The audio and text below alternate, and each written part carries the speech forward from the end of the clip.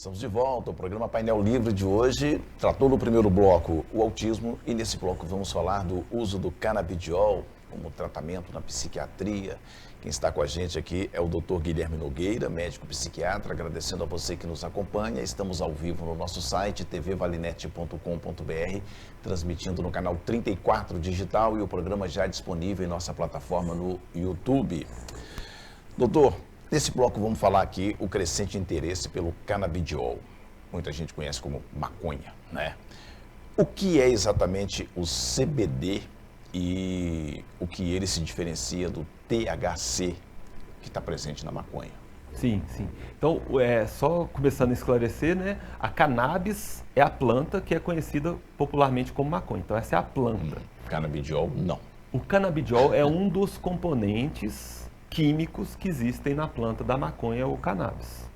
Além do canabidiol, você falou também do THC, que é um outro componente que também tem um potencial terapêutico. Então a gente fala principalmente desses dois, mas como um tratamento fitoterápico, a gente já encarando aí a cannabis como uma planta medicinal, né, também medicinal, ela tem, além do canabidiol ou CBD, né, uma abreviação, e do THC, ela tem aqueles componentes que dão cheiro, que são chamados de terpenos, né? Os flavonoides que dão o gosto, que também têm propriedades, por exemplo, ansiolíticas. Então, tem um potencial, quem trabalha com plantas medicinais sabe que são muitos dos componentes ali naquela planta. Mas vamos aqui, para simplificar e para ficar mais didático, nesses dois componentes que são os que a gente usa principalmente para tratamento em psiquiatria, neurologia e medicina, né? O canabidiol. O canabidiol, ele é uma substância que tem propriedades aí ansiolíticas, né? Tem propriedades anticonvulsivantes, é usado, né, de maneira estabelecida para algumas epilepsias refratárias e também nos últimos anos tem estudado o potencial do canabidiol para melhorar alguns comportamentos no autismo, tá? Já o THC, que é o componente psicoativo da planta, ou seja, é a molécula ali da planta que é usada para ter o efeito euforizante, né, que as pessoas usam como droga de abuso, ela tem aplicação em medicina, para dor, por exemplo, para quadros de espasmo muscular em doenças neurológicas como a esclerose múltipla, ele tem propriedades anti-enjoo e várias outras. Então, é bom a gente lembrar, né, que a diferença do remédio e do veneno às vezes é a dose, isso se aplica muito para o THC. O THC em quantidades baixinhas, ele tem propriedades ansiolíticas, ou seja, melhora a ansiedade. Em quantidades altas, ele pode aumentar a ansiedade e em jovens, por exemplo, que têm tendência a ter quadro de esquizofrenia, desencadear quadros de psicose. Então, se a gente falou de maconha, né, da droga, é uma substância que causa prejuízos, né? A própria fumaça, ela vai trazer prejuízo para o pulmão e pode ter prejuízos nessa parte psiquiátrica também.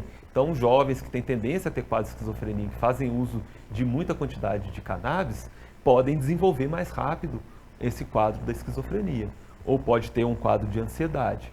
Mas, e adultos que fazem uso frequente de grandes quantidades podem ter prejuízo de memória, de atenção. Então, é uma substância que atua no sistema nervoso, né?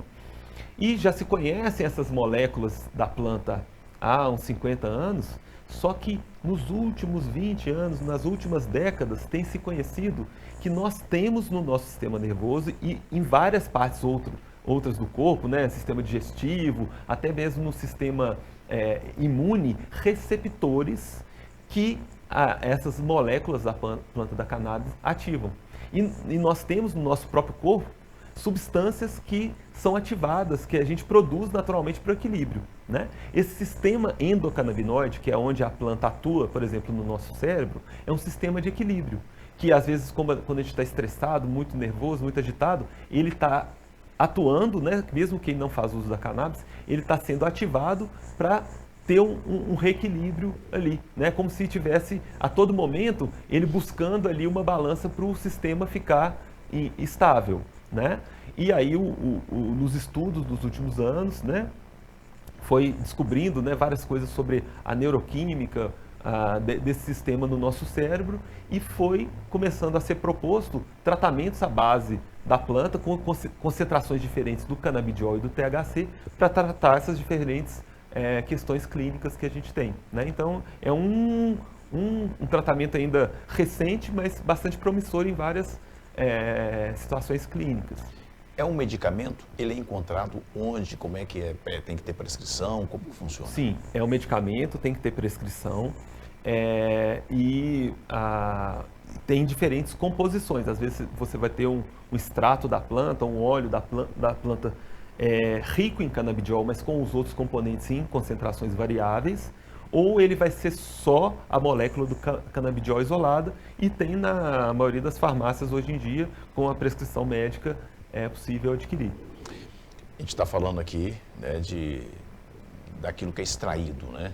Os componentes extraídos, CBD, THC. Para quais sintomas específicos, por exemplo, o CBD tem mostrado resultados mais promissores? Irritabilidade, ansiedade, sono, o que seria? Então, como são componentes que a gente tem há pouco tempo na nossa prática clínica, a gente não tem ainda protocolos que estão assim, consistentes, que estão estabelecidos o tratamento para o uso no dia a dia para a maioria dos problemas. Por exemplo, na epilepsia refratária, aquelas principalmente na infância, de condições genéticas e que os tratamentos convencionais não funcionam e a criança está tendo 10 crises por dia ou mais, você associar o canabidiol nessas síndromes específicas, você vai ter uma melhora. Mas isso aí são questões mais raras. No dia a dia, muitas vezes, quando a gente não consegue melhora, né, nos quadros, eu gosto de dizer que o canabidiol, muitas vezes, ele não vai melhorar um quadro raro ou grave que não está funcionando no tratamento convencional. Às vezes, ele pode ajudar às vezes, a gente diminuir o número de remédio que a gente usa, por exemplo, para tratar um quadro de ansiedade. No próprio quadro de autismo, nós vamos falar onde que ele se insere aí na condução, mas a gente pode usar, por exemplo, agitação nos quadros de demência, né? A gente pode usar compostos à base de cannabis nos quadros de insônia. Então, vários quadros em psiquiatria, depressão, ansiedade, insônia, a gente pode lançar mão desses compostos com extratos, né, do canabidiol e do THC para manejar esses sintomas. Mas não é um tratamento estabelecido. Eu gostaria de deixar claro aqui que não serve para tudo. Quando uma coisa provavelmente serve para tudo, ela não serve para nada, né? Então a gente ainda está numa fase dos estudos para estabelecer. Eu não posso afirmar para qual condição vai melhorar. É onde eu ia te perguntar Sim. agora, né? Se tem um protocolo para saber dosagem, acompanhamento para o uso, por exemplo, no transtorno do espectro autista. Sim, nós temos vários estudos que apoiam como é feito esse uso. Ainda não é um tratamento estabelecido para o autismo, como eu falei anteriormente no bloco anterior. O tratamento do autismo é principalmente comportamental, mas às vezes a gente tem que usar medicações até mesmo para ajudar esse outro tratamento. Às vezes a gente tem um quadro de agitação grande, ou de desatenção, ou de hiperatividade, ou de agressividade, que nós iniciarmos uma medicação, podemos diminuir esse sintoma e favorecer a reabilitação, o tratamento comportamental que é feito. No caso do canabidiol, a gente tem medicamentos, né? Por exemplo, na hiperatividade, da desatenção, a Ritalina é consolidada. Nos quadros de agitação e agressividade, a risperidona e o aripiprazol são medicações que são, né, consolidadas para esses quadros. Mas às vezes a gente acompanha casos graves ou que não funcionam com essas medicações ou que essas medicações trazem graves efeitos colaterais. E o canabidiol, né, o extrato da cannabis, ele vai vir como uma opção a mais para tentarmos, para ver se aquela pessoa tem uma boa resposta e se ela adapta bem. Então, às vezes, a gente entra com o canabidiol e a gente não tira os outros remédios, mas melhora o comportamento. Ou, às vezes, a gente entra com o canabidiol e é melhor tolerado, tem uma melhor resposta, que a gente consegue diminuir e, quem sabe, até retirar um dos outros remédios que a pessoa vinha tomando. O brasileiro, ele tem algumas culturas muito interessantes, né? Primeiro de automedicação ou da medicação de alguém conhecido. Aí chega e não gosta muito de médico que não receita remédio. É mais ou menos por aí. Quais os riscos? Você falou de efeito colateral, né, contradições. O que a família precisa saber, né, quando busca esse tipo de tratamento? Ou não depende dela buscar esse tipo de tratamento? Claro, claro. Eu até, na conversa com o Jones, hoje mais cedo na rádio, a gente estava falando, né, como é que eu comecei a estudar esse assunto ou começar a prescrever, né, o canabidiol? Porque nós atendemos casos muito graves que não funcionam com o tratamento convencional. A gente vê famílias esgotadas, né, porque não, o caso está com um difícil manejo. E aí as próprias famílias, a gente ouviu falar dessa história do tratamento com canabidiol, como é que é? E aí, estudando, vendo as evidências e começando a fazer o uso, para muitas famílias, traz uma melhora que encoraja que a gente, né, estude mais e entenda melhor. Mas é sempre importante ter um profissional que vai avaliar o quadro e vai avaliar os prós e contras, esclarecer e tomar as decisões junto com a família. Um assunto que eu gosto muito de tratar, talvez seja o mal do século, né? A depressão. O canabidiol pode ser usado para tratamento de depressão? É menos consolidado, né? A gente não tem, por exemplo, né, quando a gente vai fazer um estudo, né, de uma condição como a depressão e ver quais são as evidências para tratar, a gente tem que ver o que os dados, a ciência, a estatística mostra como mais consistente para melhorar, né? E o canabidiol não está na lista de remédios antidepressivos, né? Principalmente nos quadros de depressão grave, a gente tem que cuidar para usar o primeiro passo, segundo passo, o tratamento convencional, que é mais estabelecido, que melhora a maioria dos casos. Só que a gente sabe também que tem pessoas que não se adaptam com essas medicações convencionais, que não respondem a essas medicações convencionais e que aí termos medicações outras, né, no nosso arsenal, né, no nosso repertório, vai ser muito bom.